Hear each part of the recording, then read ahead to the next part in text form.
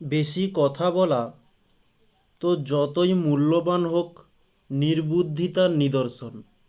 Good morning প্রিয় student, আজকে আমরা ক্লাস 9-এর রায়-মার্টিনের প্রশ্নবিচিত্রা নিয়ে আলোচনা করব।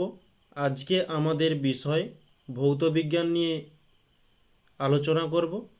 আমরা আগামী গত যে ক্লাসগুলো হয়েছে, তো গত ক্লাসে আমরা মডেল 3 পর্যন্ত কমপ্লিট করেছি প্রত্যেকটি কোশ্চেন। আজকে আমরা মডেল 4-এর মধ্যে পুরোটাই আজকে আমরা আলোচনা করব। আর এই যে আলোচনার যে বিষয়টি পিডিএফটি তোমরা যদি কারো প্রয়োজন হয়ে থাকে তাহলে ঠিক ক্লাসের নিচে ডেসক্রিপশান বক্সে একটি টেলিগ্রাম লিঙ্ক পাবে, ওতে যুক্ত হয়ে গিয়েও প্রতিনিয়ত ক্লাসের পিডিএফগুলো ওখানে আপলোড করা হয়ে থাকে। আর আমাদের যারা পুরানো স্টুডেন্ট রয়েছে তাদেরকে আর কিছু বলার নেই, আর যারা নতুন রয়েছে তাদের জন্য রুটিনটা একবার বলে দিই। ক্লাস 10-এর জন্য সোম, বুধ, শুক্র এবং 9-এর জন্য মঙ্গল, বৃহস্পতি, শনি।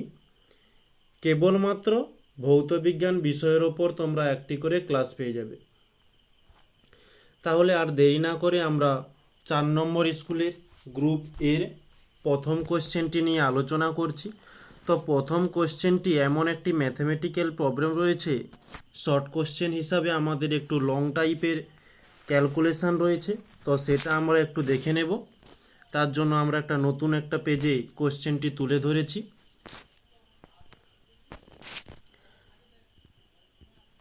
কোনটিতে অণুর সংখ্যা সবচেয়ে বেশি?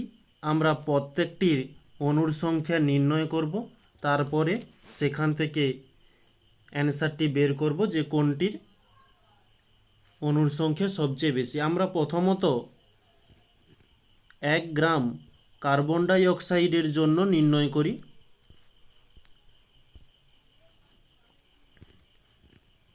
1 গ্রাম CO2-র জন্য, এই CO2-র আণবিক ভর কার্বনের জন্য 12 হয়ে থাকে, আর অক্সিজেনের জন্য 16। যেহেতু দুটি রয়েছে তাই 2 দিয়ে গুণ করলাম, 12 প্লাস 16 দুগুণে 32। তাহলে এখান থেকে পেয়ে যাচ্ছি আমরা 4, এদিকে 4, 44। তাহলে আমরা বলতে পারি 44 গ্রাম CO2-তে অণুর সংখ্যা অ্যাভোগাড্রো সংখ্যা Na হয়ে থাকে, যেটা 6.022 ইন্টু 10⁻23। ওকে, তাহলে এখানে 1 গ্রামের জন্য বলেছে, তাহলে 1 গ্রাম CO2-তে অণুর সংখ্যা 6.022 ইন্টু 10⁻23/44। তো এটা ক্যালকুলেশান করলে আমরা পাবো 0.137 ইন্টু 10⁻23। নেক্সট একটা পেজ নিয়ে নিই, যেখানে আমরা পরবর্তী অপশানটা নিয়ে আলোচনা করব, যেটা ছিল 1 গ্রাম নাইট্রোজেন। তাহলে পয়েন্ট দিয়ে দিলাম 1 গ্রাম নাইট্রোজেনের জন্য।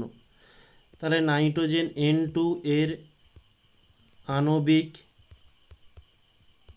ভর হয়ে থাকে নাইট্রোজেনের 14, দুটি রয়েছে তাই 2 দিয়ে গুণ করলাম, তাহলে হচ্ছে 28 মানে 28। তাহলে আমরা বলতে পারি যে 28 গ্রাম N2-তে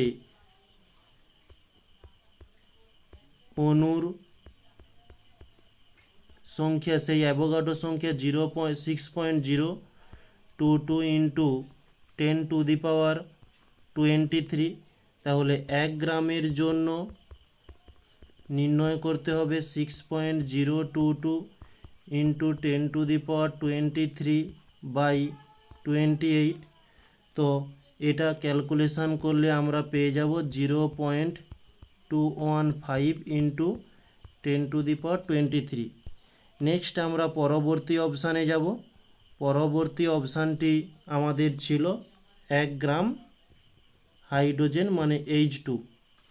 তাহলে 1 গ্রাম H2 এর জন্য নির্ণয় করতে হবে। তাহলে H2 এর আণবিক ভর হয়ে থাকে H এর 1 আর 2টি রয়েছে, তাই 2 দিয়ে গুণ করলাম, 2 চলে এলো। তাহলে আমরা বলবো 2 গ্রাম, 1 মিনিট, 2 গ্রাম H2 তে অণুর সংখ্যা 6.022 ইন্টু 10⁻23। তাহলে 1 গ্রাম H2 তে অণুর সংখ্যা 6.022 ইন্টু 10⁻23/2। এটা ক্যালকুলেশন করলে আমরা পেয়ে যাচ্ছি 3.011 ইন্টু 10⁻23। নেক্সট আমরা পরবর্তী অপশানে যাব।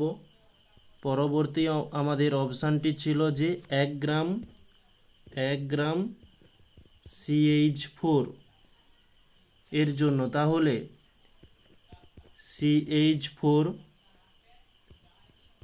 এর আণবিক ভর হয়ে থাকে কার্বনের 12, এই যে কার্বনের জন্য 12 প্লাস এইচের জন্য 1, 4টি এইচ রয়েছে তাই 4 দিয়ে গুণ করলাম। তাহলে 12 + 4 সমান, আচ্ছা, হয়ে যাচ্ছে 16। ওকে, তাহলে আমরা বলবো যে 16 গ্রাম CH4 এ অণুর সংখ্যা 6.022 ইন্টু 10⁻23। তাহলে 1 গ্রাম CH এ অণুর সংখ্যা 6.022 ইন্টু 10⁻23/16। তাহলে এটি আমরা ক্যালকুলেশন করলে পাচ্ছি 0.376 ইন্টু 10⁻23। ওকে, তাহলে এবারে আমরা দেখব 4টি অপশানের মধ্যে কোনটিতে বেশি রয়েছে। এখানে রয়েছে 0.376, পরবর্তীতে রয়েছে 3.01, পরবর্তীতে 0.215, পরবর্তীতে রয়েছে 0.135। তাহলে আমরা যে দেখতে পাচ্ছি এই যে H2 এর জন্য এই 3.012 এটা সবথেকে বেশি রয়েছে, তাই আমাদের সঠিক অ্যান্সার হয়ে যাবে যে 2 গ্রাম। আচ্ছা, এটা হচ্ছে 1 গ্রাম হবে, 1 মিনিট, এটা 1 গ্রাম H2 হবে, তো গ্রামের পরিবর্তে 8 টাইপিং হয়ে গেছে, আমাদের সঠিক অ্যান্সার হয়ে যাবে সি। ওকে, বা আমরা 1 নম্বরের কোশ্চেন যেহেতু এভাবে না করে শুধু আমরা এখানে এই যে জানি যে 6.022 ইন্টু 10⁻23 এটা হচ্ছে NA সংখ্যা, তাহলে আমরা ধরে নিতে পারি NA কে 44 ভাগ করব, আর NA কে 28 ভাগ করব, আর একটি এদিকে NA কে 2 ভাগ করব, এদিকে NA কে 16 ভাগ করব। তাহলে কোনটির ভাগ সংখ্যা বেশি হবে? অবশ্যই যেটা আমরা 2 ভাগ করব, তাহলে অবশ্যই বেশি হয়ে যাবে কি H2। তোমরা এভাবেও একটু চুজ করে নিতে পারো, বা এটাই হচ্ছে ক্যালকুলেশন পদ্ধতি। তোমাদের লং মেথড বলে দিলাম, শর্ট মেথড বলে দিলাম, তোমাদের যেমন খুশি তেমন তোমরা করতে পারো। তাহলে আমাদের সঠিক অ্যান্সার হয়ে যাবে সি এর দাগেরটি। ওকে, সি। নেক্সট আমরা পরবর্তী কোশ্চেন যাচ্ছি, তাহলে আমরা এখানে অপশানটিতে মার্ক করে নেব যে সি। নেক্সট পরবর্তী কোশ্চেনেও একটি ঠিক এরকমই ম্যাথ দেওয়া রয়েছে, এর জন্য নতুন একটা পেজে প্রশ্নটি তুলে ধরে রেখেছি, তো এটি একটু নিয়ে আলোচনা করে নেব আমরা। ঠিক একই রকমের ব্যাপার। এসটিপিতে একটি গ্যাসের 44.8 লিটার আয়তনের ভর 56 গ্রাম। গ্যাসটির সংকেত কি, মানে সংকেত কত, সেটি আমরা লিখে নেব। আচ্ছা, সেটি আমরা করার আগে প্রত্যেকটি সংকেতের আয়তন আগে নির্ণয় করতে হবে, তাহলে আমরা প্রশ্নের সঙ্গে ম্যাচ করে আমরা দেখে নিতে পারবো। তাহলে প্রথমত রয়েছে অপশানটি N2, মানে নাইট্রোজেন রয়েছে, তাহলে আমরা প্রথমত নাইট্রোজেনকে নিয়ে দেখব। N2 এর আণবিক ভর হয়ে থাকে নাইট্রোজেনের 14 আর দুটি রয়েছে, তাই 14 দুগুণে 28। তাহলে আমরা এখানে বলবো এসটিপিতে 28 গ্রাম N2 এর আয়তন 22.4 লিটার হয়ে থাকে, 22.4 লিটার। তাহলে এখানে বলছে যে 56 গ্রামে, তাহলে 56 গ্রাম N2 এর আয়তন হবে 22.4 বাই 28 ইন্টু এদিকে 56, তাহলে 28 একে 28, 28 দুগুণে 56, তাহলে 22.4কে 2 দিয়ে গুণ করলে আমরা পেয়ে যাচ্ছি যে 44.8 লিটার। তাহলে দেখো এটিই কিন্তু আমাদের সঠিক অ্যান্সার, আমাদের সঠিক অ্যান্সার হয়ে গেল N2। এবারে N2 আমাদের প্রথমত অপশানে রয়েছে, তাই আমরা বের করে ফেললাম, না হলে আমাদের প্রত্যেকটা অপশান একধানু চেক করতে হবে। তো তোমাদের বাকিগুলো চেক করে দেখিয়ে দিচ্ছি। নেক্সট পরবর্তী অপশানটি রয়েছিল, মানে যেটা ছিল যে কার্বন ডাইঅক্সাইড মানে CO2। তাহলে CO2 এর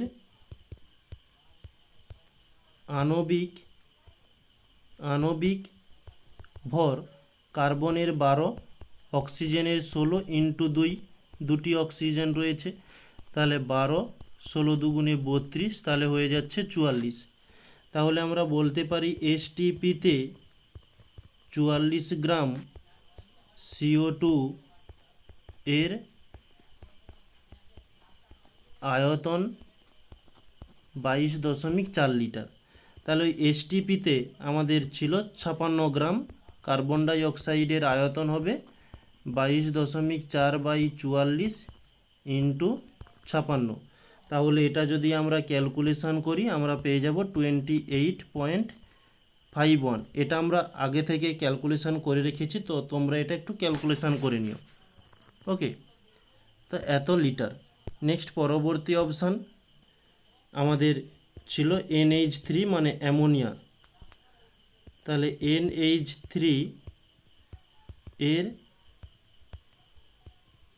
এর আণবিক ভর নাইট্রোজেনের 14 প্লাস এইচের 1, 3টি এইচ রয়েছে তাই 3 দিয়ে গুণ করলাম, তাহলে 14 প্লাস 3 17। তাহলে এসটিপিতে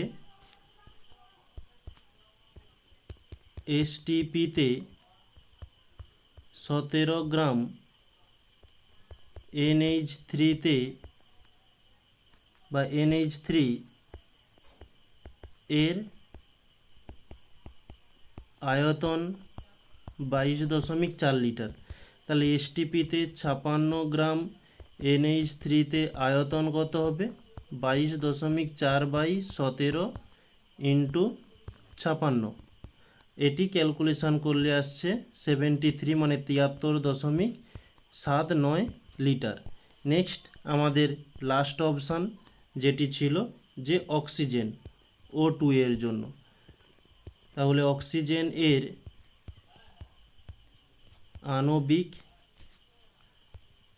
আণবিক ভর অক্সিজেনের 16 হয়ে থাকে, তাহলে দুটি রয়েছে তাই 2 দিয়ে গুণ করলাম, হয়ে গেল 32। তাহলে আমরা বলবো এসটিপিতে 32 গ্রাম অক্সিজেন এর আয়তন 22.4 লিটার। তাহলে এসটিপিতে 56 গ্রাম অক্সিজেন এর আয়তন হয়ে যাবে 22.4 বাই 32 ইন্টু 56। এটা ক্যালকুলেশান করলে আসছে 39.2 লিটার। তাহলে আমাদের প্রশ্নের মধ্যে ম্যাচ খাচ্ছে কোনটি, যে প্রথমের অপশানটি। তাহলে আমাদের সঠিক অ্যান্সার হয়ে যাবে যে N2। ওকে, মানে নাইট্রোজেন। নেক্সট পরবর্তী কোশ্চেন আমরা যাব, আর এখানে প্রথম কোশ্চেনে আমরা নাইট্রোজেনটি মার্ক করে নেব। পরবর্তী কোশ্চেন বলছে প্রদত্ত এককগুলির মধ্যে কোনটি চাপের একক নয়, সেটা হচ্ছে এই ডিটটা হয়ে যাবে। নেক্সট, তরলের উষ্ণতা বাড়ালে সান্দ্রতা কমে যায়। পরবর্তী কোশ্চেন। নেক্সট পরবর্তী কোশ্চেন, কোনটি দ্রাবতা লেখ উষ্ণতা বৃদ্ধির সঙ্গে সঙ্গে প্রায় একই থাকে? সিএরটা হয়ে যাবে NaCl। পরবর্তী কোশ্চেন, কোনটি উভধর্মী অক্সাইড? সেটি Al2O3। নেক্সট, NaHSO4 কি জাতীয় লবণ? সেটি হয়ে যাবে আমাদের সিএরটি, বায়ু লবণ। ক্ষমতার মাত্রীয় সংকেত কি? যে এক মিনিট, সিএরটা হয়ে যাবে Ml2T⁻²-3। ওকে। নেক্সট পরবর্তী কোশ্চেন, আমরা গ্রুপ বি নিয়ে আলোচনা করব এখন। গ্রুপ বি, প্রথম কোশ্চেন রয়েছে 8 গ্রাম অক্সিজেনের মধ্যে অক্সিজেন পরমাণুর সংখ্যা কত? এটা মিথ্যা। এটা আমরা একটু ঠিক ম্যাথটা একটু ক্যালকুলেশন করে দেখে নেব। আমরা পাশেই, এক মিনিট, 8 গ্রাম অক্সিজেনের মধ্যে অক্সিজেন পরমাণুর সংখ্যা কত? আমাদের অক্সিজেনের সংকেত যেটি O2, এর আণবিক ভর হয়ে থাকে, আণবিক ভর হয় অক্সিজেনের জন্য 16 এবং দুটি রয়েছে তাই 2 দিয়ে গুণ করলাম, তাহলে 16 দুগুণে 32। তাহলে আমরা বলতে পারি 32 গ্রাম, এক মিনিট, এই যে 32 গ্রাম অক্সিজেনে পরমাণুর সংখ্যা, মানে অক্সিজেন পরমাণুর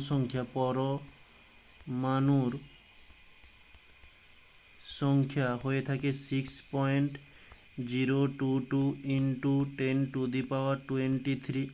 তাহলে 8 গ্রামের জন্য চেয়েছে 8 গ্রাম অক্সিজেনে পরমাণুর সংখ্যা হয়ে যাবে 6.022 ইন্টু 10⁻23/32 ইন্টু এদিকে 8। তাহলে আমরা যদি কাটাকাটি করি, যে 8 4 32, আর 4 দিয়ে উপরে দিয়ে দিলে 2 দুগুণে 4, 2 3 6, 2 0 2 1, তো 3.011কে 2 দিয়ে ভাগ করলে আমরা পেয়ে যাব 1.5055 ইন্টু 10⁻23। এটি হচ্ছে আমাদের অ্যান্সার। কিন্তু আমাদের এখানে বলেছে 6.022 ইন্টু 10⁻23, তাই এটা মিথ্যা হয়ে যাবে। নেক্সট বলছে পৃষ্ঠটানের SI একক কি? নিউটন পার মিটার, বা একে আমরা নিউটন মিটার টু দি পাওয়ার -1 করতে পারি। পরবর্তী শূন্যস্থান বলছে কঠিনে যদি ইয়ং গুণাঙ্ক হয় তাহলে গ্যাসের জন্য আয়তন প্রসারণ গুণাঙ্ক হয়ে যাবে। প্লবতা কোন অভিমুখে ক্রিয়া করে? সেটি হচ্ছে ঊর্ধ্বমুখে ক্রিয়া করে। অ্যারোসল কাকে বলে? এই যে এখানে টাইপিং করে দিয়ে দিয়েছি, গ্যাসীয় বিস্তার মাধ্যমে কঠিন ও তরলের বিস্তৃত দশা, আচ্ছা দশাকে এটা হবে, দশাকেই অ্যারোসল বলে। যেমন উদাহরণ হিসাবে ধোঁয়া, কুয়াশা রয়েছে। নেক্সট বলছে বলয় পরীক্ষার সাহায্যে HNO3 এর শনাক্তকরণে যে বাদামি বলয় গঠিত হয় তার সংকেত কি? সেটি হয়ে যাবে Fe2O5NoSO4। পরবর্তী কোশ্চেন, এটি একটি ম্যাথমেটিক্যাল কোশ্চেন, এটি আমরা ম্যাথ করে ক্যালকুলেশন করে দেখে নেব। এই যে পাশে আমরা ম্যাথটি তুলে ধরেছি। ম্যাথটি কি বলছে? কোনো গতিশীল বস্তুর ভর 3 গুণ করলে গতিশক্তির কী রূপ পরিবর্তন হবে? তাহলে আমরা প্রথম স্টেপ নিয়ে নেই এবং সেকেন্ড স্টেপ। প্রথম স্টেপে গতিশক্তির কোনো প্রথম স্টেপে ভরের কোনো পরিবর্তন হয়নি, তাহলে m1 সমান m ধরি। দ্বিতীয় ক্ষেত্রে m2 মানে এ ভরকে 3 গুণ করা হয়েছে, তাহলে আমরা 3m দিলাম। আর আমাদের এখানে গতিশক্তি, প্রথম ক্ষেত্রে গতিশক্তি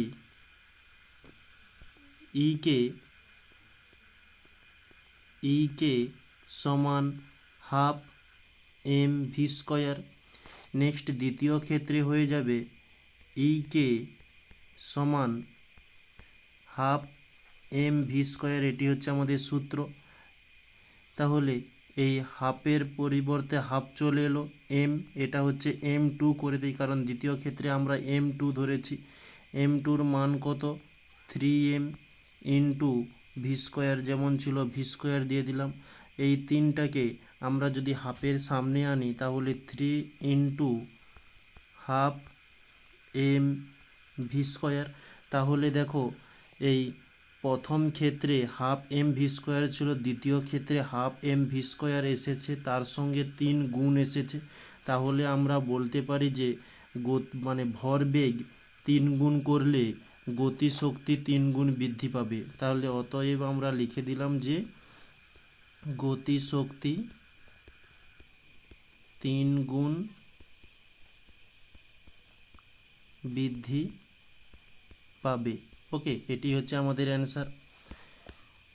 তাহলে আমরা এখানে করে দিলাম কি, তাহলে গতিশক্তি কী রূপ পরিবর্তন হবে আমরা এখানে লিখে দেব যে 3 গুণ বৃদ্ধি পাবে। নেক্সট পরবর্তী কোশ্চেন আমরা চলে যাই যে গ্রুপ সির প্রথমত একটি অঙ্ক রয়েছে, এটি আমরা দেখে নেব। অঙ্কটিতে বলা হচ্ছে 22 গ্রাম CO2 থেকে 10⁻20 সংখ্যক অণু অপসারণ করলে কতকগুলি CO2 অণু পড়ে থাকবে। তাহলে আমাদের প্রথমত নির্ণয় করতে হবে যে 22 গ্রাম CO2-তে কতকগুলো CO2 অণু থাকে। তার আগে এই যে CO2 রয়েছে এর আণবিক ভর নির্ণয় করতে হবে। আণবিক ভর কার্বনের জন্য 12 হয়ে থাকে, প্লাস অক্সিজেনের জন্য 16, দুটি অক্সিজেন রয়েছে তাই আমরা 2 দিয়ে গুণ দিলাম। তাহলে 12, 16 দুগুণে 32, এটি চলে আসবে 44। তাহলে আমরা এখানে বলতে পারি যে 44 গ্রাম CO2 তে অণুর সংখ্যা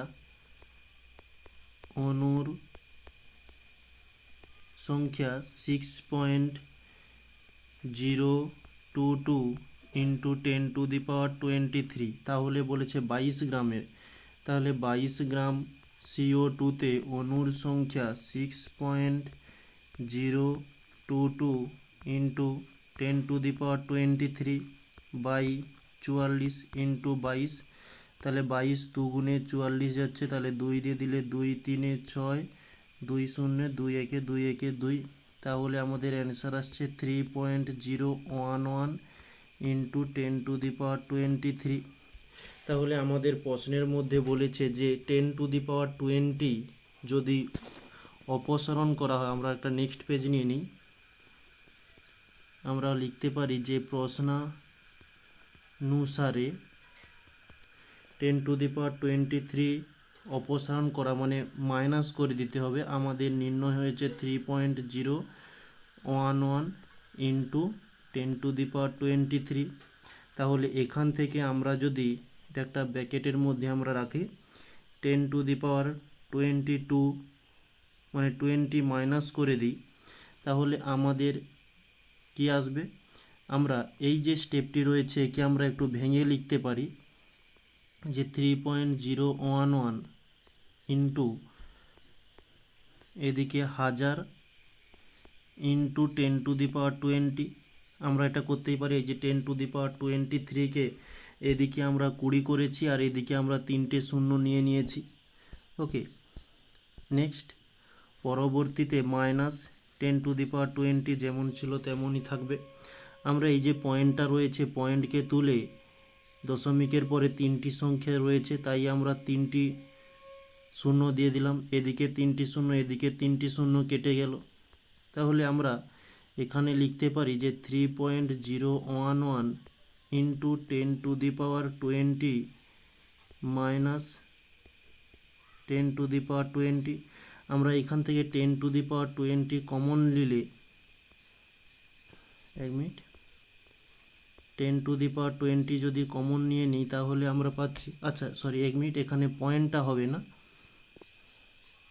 এখানে পয়েন্ট হবে না, পয়েন্টটা চলে এসছে। 1 মিনিট ওটাকে একটু ক্লিয়ার করে দিই। ওখানে পয়েন্ট হবে না, 3011 -1 চলে আসবে। তাহলে 10⁻20 -3011 থেকে 1 মাইনাস করলে আমরা পেয়ে যাব 3010। ওকে, আর এটিকেই আচ্ছা মাইনাস চিহ্ন দিয়ে দিলাম, আবার এখানে একটু মিস্টেক হয়ে গেল, মাইনাস নয়, এটা একটু গুণ চিহ্ন হবে, গুণ চিহ্ন। তাহলে আমরা এখানে একে করতে পারি যে 3.010, যেহেতু এখানে আমাদের কোনো দশমিক ছিল না, 3টি সংখ্যার পরে দশমিক দিয়েছি, তাই আমরা এদিকে এই 20-র মাথাতে 3 যোগ করে দেব, তাহলে ইন্টু 10⁻23। তাহলে আমাদের অ্যান্সার চলে এলো যে এটি হচ্ছে আমাদের সঠিক অ্যান্সার। ওকে, নেক্সট পরবর্তী কোশ্চেন যাব, যে জলে সম্পূর্ণ ডোবানো অবস্থায় একটি বস্তুর ওজন, আচ্ছা 1 মিনিট, জলে সম্পূর্ণ ডোবানো অবস্থায় একটি বস্তুর ওজন 50 গ্রাম ডাব্লুটি, বস্তুটির আয়তন 15 সিসি, বস্তুটির প্রকৃত ওজন কত? তাহলে ধরলাম এই একটা জলের ড্রাম, এর মধ্যে জল পূর্ণ অবস্থাতে রয়েছে, এর মধ্যে একটি যদি গোলককে ডোবানো হয়, তাহলে গোলকের আয়তন যতটা, ততটা জল বাইরে উপচে পড়বে। এখানে বলেছে বস্তুটার প্রকৃত ওজন। এই বস্তুটির প্রকৃত ওজন নির্ণয় করার জন্য এই বস্তুর প্রকৃত, আচ্ছা 1 মিনিট, এটা একটু আমরা দেরি করে লেটে করছি, তার আগে আমাদের যেগুলো বিশেষ প্রয়োজন সেটা আমরা একটু দেখে নিই। যে বস্তুর ওজন দেওয়া রয়েছে এবং বস্তুটির আয়তন দেওয়া রয়েছে, তাহলে বস্তুটির আয়তন যেটা আমি বলে গেলাম, যে বস্তুটির আয়তন যতটা, ঠিক অতটাই জল বাইরে বের করে ফেলবে। তাহলে আমরা বলতে পারি যে বস্তুর দ্বারা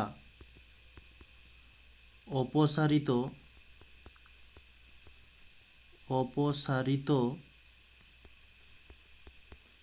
জল, আচ্ছা জলের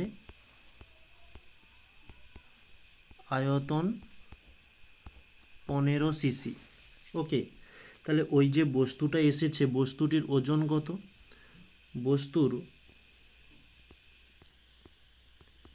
বস্তুর ওজন সমান বস্তুটির আয়তন ইন্টু জলের ঘনত্ব। আমরা জানি যে জলের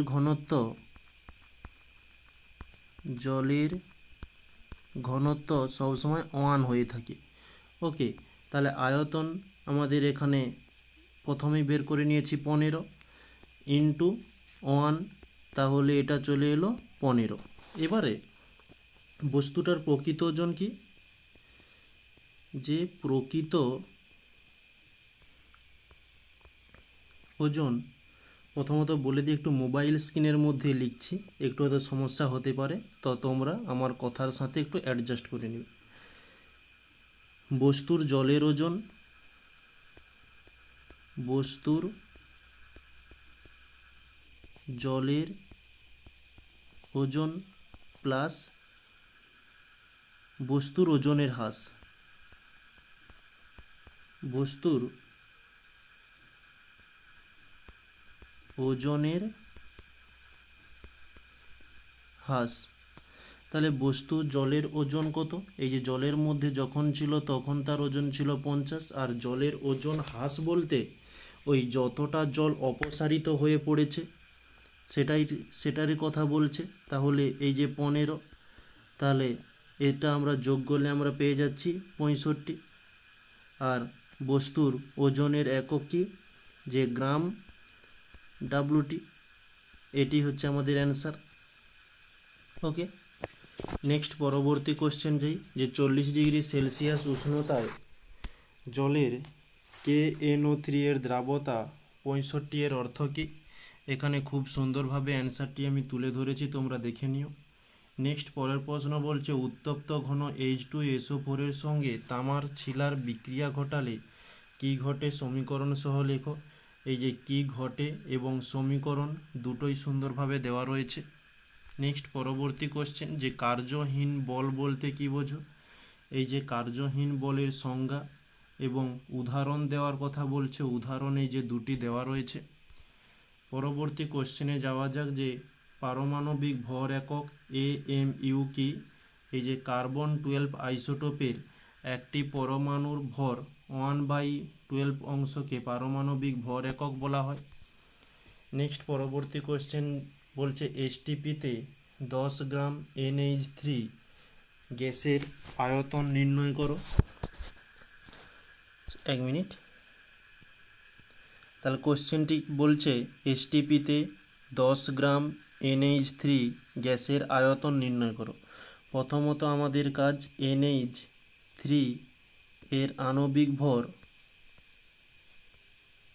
আণবিক ভর সমান নাইট্রোজেনের 14 হয়ে থাকে, প্লাস এইচের 1, 3টি এইচ রয়েছে তাই 3 দিয়ে গুণ করলাম, তাহলে 14 + 3 সমান 17। তাহলে আমরা বলতে পারি STPতে 17 গ্রাম NH3 এর আয়তন 22.4 লিটার। তাহলে এখানে বলেছে STPতে 10 গ্রাম NH3 এর আয়তন 22.4/17 × 10। এদিকের পয়েন্ট তুলে দিলে পয়েন্টের পরে একটি সংখ্যা রয়েছে, তাই একের পিঠে একটি সংখ্যা দিয়ে দিলাম, 10 10 কেটে গেল। তাহলে 224কে 17 দিয়ে ভাগ করলে আমরা পাচ্ছি 13.17 এত লিটার। এটি হচ্ছে আমাদের অ্যান্সার। নেক্সট পরবর্তী কোশ্চেন, যে বার্নলের উপপাদ্যটি লেখো। বার্নলের 3টি উপপাদ্য রয়েছে। ফার্স্ট, আর গাণিতিক রূপের কথা বলছে, এই যে ফার্স্ট উপপাদ্য দিয়েছি, এদিকে গাণিতিক রূপ দেওয়া রয়েছে, এই যে গাণিতিক রূপ রয়েছে। পরবর্তী এদিকে সেকেন্ড উপপাদ্য এবং থার্ড উপপাদ্য দেওয়া রয়েছে, তোমরা দেখে নিও। নেক্সট পরবর্তী কোশ্চেন, টেন্ডাল এফেক্ট কি। যেসব দ্রবণ অস্বচ্ছ হওয়ায় আলোকরশ্মি প্রবেশ করতে পারে না, তবে কোনো কোনো ক্ষেত্রে আলোকরশ্মি বিচ্ছুরণ ঘটে, তাকে আমরা টেন্ডাল ইফেক্ট বলবো। কীরকম ব্যাপারটি একটু বলে দিই। যে ধরো এই একটি গ্লাস নেওয়া হলো, গ্লাসের মধ্যে একটা যে কোনো পদার্থের দ্রবণ নেওয়া হয়েছে, এই দিক থেকে যদি আমরা টর্চ মারি, মানে টর্চের আলো দেওয়া হয়, যদি এর মধ্যে আলোর যে এই যে কণাগুলো রয়েছে, এই কণাগুলোতে আলো প্রতিফলিত হয়, মানে বিচ্ছুরণ হয়, তাহলে আমরা ওকে বলে থাকবো যে টেন্ডাল ইফেক্ট। নেক্সট বলছে দ্রবণের গাঢ়ত্ব বা শক্তিমাত্রা উল্লেখ করার সময় উষ্ণতা উল্লেখ করা হয় কেন। যে উষ্ণতার পরিবর্তনে কঠিন পদার্থের দ্রাবতা পরিবর্তন হয়, তাই দ্রাবতা প্রকাশ করার সময় সময়ের উল্লেখ প্রয়োজন হয়ে থাকে। পরবর্তী কোশ্চেন, এখানে একটি ম্যাথ রয়েছে। 250 ml জলে 20 গ্রাম NaOH দ্রবীভূত করে দ্রবণ প্রস্তুত করা হলো। দ্রবণটির মোলারিটি কত হবে?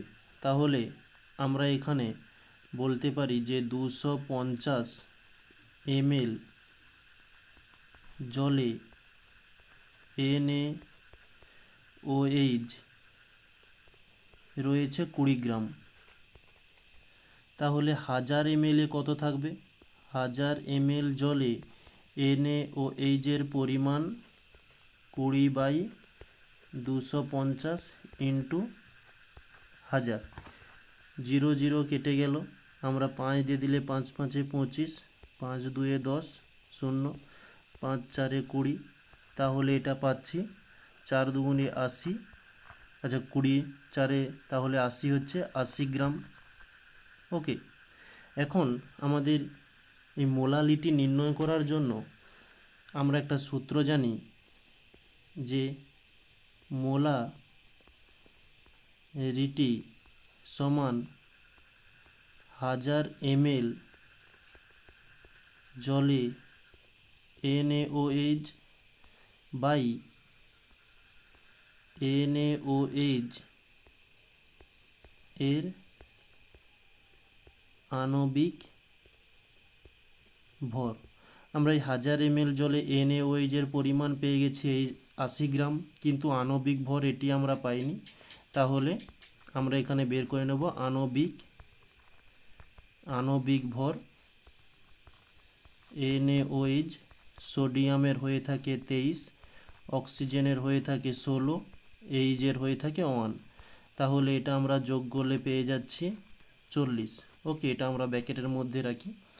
তাহলে আমরা 1000 ml NaOH এর পরিমাণ দিয়ে দিলাম 80 বাই NaOH এর পরিমাণ 40। তাহলে 40 দুগুণে 80, তাহলে আমাদের অ্যান্সার চলে এলো, মোলালিটি বেরোচ্ছে 2। নেক্সট পরবর্তী কোশ্চেন, যে গাঢ় কস্টিক সোডা সঙ্গে Al চূর্ণ মিশিয়ে উত্তপ্ত করলে কি ঘটে সমীকরণ সহ। তো কি ঘটে এবং সমীকরণ দুটোই দেওয়া আছে। নেক্সট বলছে দাঁতের ক্ষয়ে পিএইচ এর গুরুত্ব লেখো। দাঁতের ক্ষয়ে পিএইচ এর গুরুত্ব, এই যে কত সুন্দর একটি দাঁত রয়েছে, আর তোমাদের বন্ধুদের মধ্যে এরকমই দাঁত থাকলে অবশ্যই তার নাম কমেন্ট বক্সে লিখতে ভুলবে না। ওকে, নেক্সট পরবর্তী কোশ্চেন যাওয়া যাক, যে একটি মোটর প্রতি মিনিটে 2500 কেজি জল 10 মিটার উপরে তোলে, মোটরটির ক্ষমতা কত। আমাদের এই প্রশ্নের মধ্যে প্রথমত যা কিছু দেওয়া রয়েছে আমরা সেটা একটু তুলে নেব। এই যে প্রতি মিনিট বলেছে, মানে সময়, টি বলেছে 1 মিনিট, আর 1 মিনিট মানে 1 মিনিট সমান আমরা বলতে পারি যে 60 সেকেন্ড।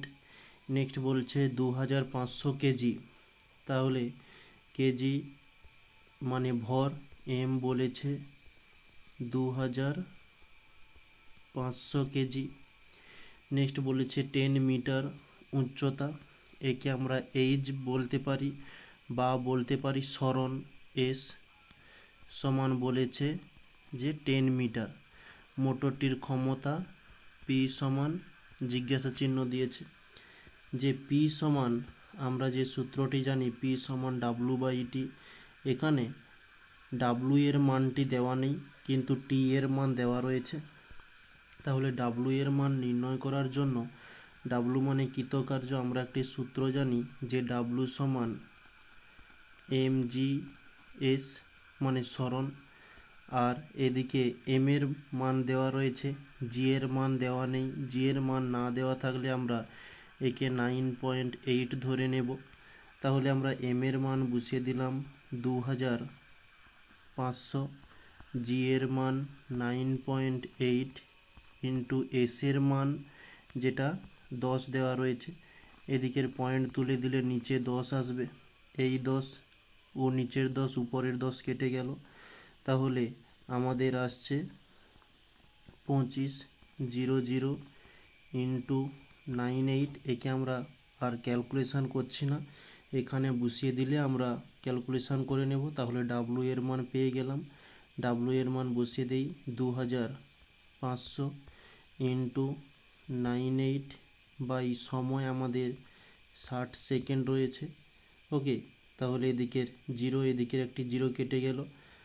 একে যদি আমরা কাটাকাটি করি 2 3 6, 2 4 8, 2 লং 18, আর একে কোথাও কাটাকাটি যাবে না, তো এটা আমাদের ক্যালকুলেশন করতে হবে। এদিকে 250-এর সঙ্গে 49 গুণ করলে আমরা পেয়ে যাব 12250 বাই 3।